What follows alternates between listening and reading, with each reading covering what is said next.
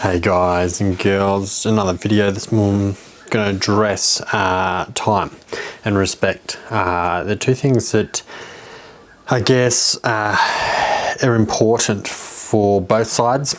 So I guess to put context around it, recently I've done a number of interviews and stuff, and on the receiving end they've made, I guess, promises or agreements essentially. So we'll get back to you by the end of the week. So to me that means we'll get back to you by the end of the week. In this particular instance, nothing happened for a week and a half. I didn't sweat bullets. It was through a recruiter. The recruiter reached out and said, have you heard anything? Haven't heard anything. However, they did say they'd get back to me by the end of the week. And this is where I guess value on your word. So I always make sure if I make a commitment, if I make a promise or a deal, I guess, I deliver on that. So if I say I'll get you this by the afternoon, or I make sure I deliver. If I can't deliver, then I either won't make the deal or agreement, or I'll give you full warning that it's not going to happen. So, obviously stuff comes in, things happen. I'm aware that the world keeps spinning, but that still doesn't excuse the lack of respect for my time. And it's just as much as it's a irrespect for the other way around, not showing up for an interview. That's not respecting the interviewer's time. It cuts both ways. So I guess if you're on that other side, think about the professional aspect. You're both two professionals. You're just looking to hire that person to come and fulfill a need of your company, or help fix something. They're a professional as well. Their time is just as valuable as your time. So show up on time is a huge one. So I think this particular one, I generally try to show up 5 minutes early, and that's even just in general meetings. I try to always be there 5 minutes early. That ensures that I'm ready to go. I can get comfortable in the room, get a glass of water, whatever I need in order for me just to be relaxed, both asking the questions and receiving the answers. So that's a strategy that I've always, I guess, been told, don't go for 15 minutes. And that's if you're going for the interview as the interviewee, that's a little bit too eager. No one's generally ready 15 minutes early, but most people should be ready 5 minutes ahead of time to launch into something.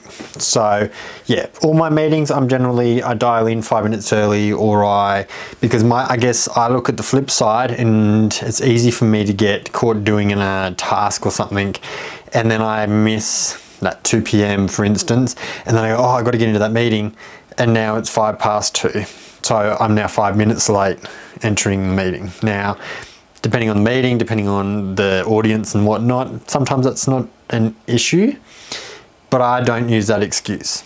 So regardless of the audience, regardless of, whether it's 150 people and they're not going to notice whether I'm there now or not, that's not relevant. My personal, integrity and belief is to show up and be there 5 minutes early. So yeah, I guess that's that important thing of the realization that there's no greater than, just because you're interviewing somebody for the role, they also may turn around and not want the role. And in this particular instance, I'd already decided I didn't want the role because of that fact. If that manager says I'm going to do something and they didn't do that, even to let me know that for whatever reason there was more applicants, things got delayed, that's fine. But his words to himself, he couldn't stick to. So it meant, why would me as an employee under him, or as a contractor or whatever it be, if he doesn't respect me now, why would he respect me tomorrow? So that's something to think about as well. If you're on that flip side, if you're not showing up to your things, if you're missing your promised deadlines, if you're missing any of those things, think about the flow-on effect. And that might help you to also take a pivot point and go, I need to actually change that, because I'm always late for meetings. I'm never respecting other people's time. I'm never, just overall, there's lots of areas of integrity within that. And it's really important to, I guess, realize that it does speak loud. You can be the best dressed person in the room and you could be worth the most money, but if you're not respecting those around you and you're, like, I guess, lording over them your value or superiority as such, that doesn't work, because there are the greatest managers and CEOs out there, and they actually miss the point, and that it just takes, the words matter more than anything. So I guess with, New Year's coming on, I'm not a big believer in New Year's resolutions and all that jazz, but if you're looking to do pivots and stuff, these are the sorts of opportunities with a new year to turn a page and take a changed approach. The only way, and I love New Year's resolutions because everyone laughs at the, crazy stuff people make resolutions on. I'm going to go to the gym, I'm going to have more fitness, I'm going to eat healthy.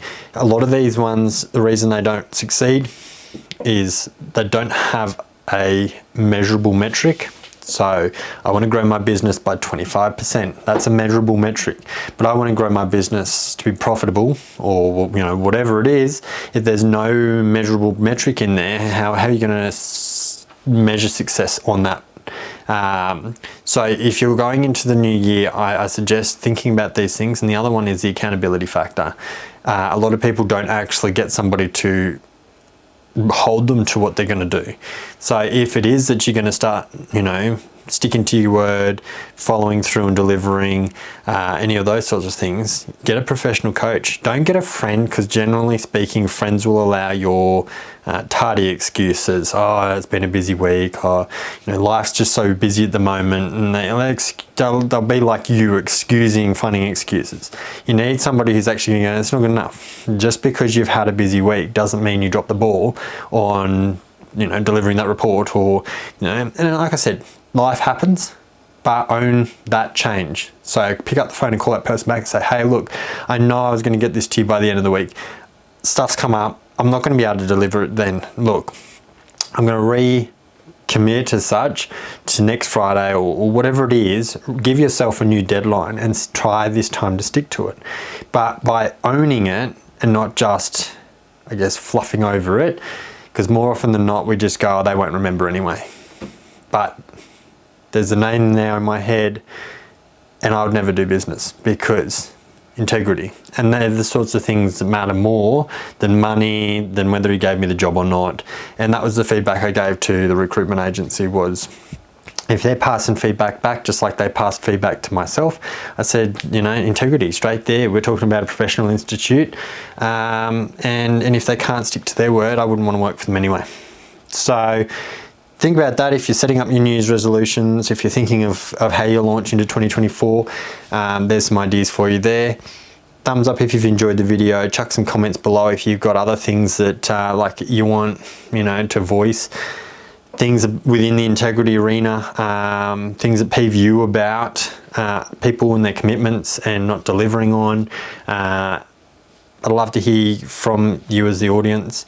Hit the subscribe again, Monday to Friday, 9 a.m. These videos come out in Australian Eastern Standard Time. At the moment, we're in daylight savings.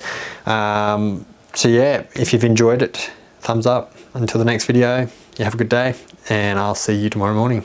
Bye for now.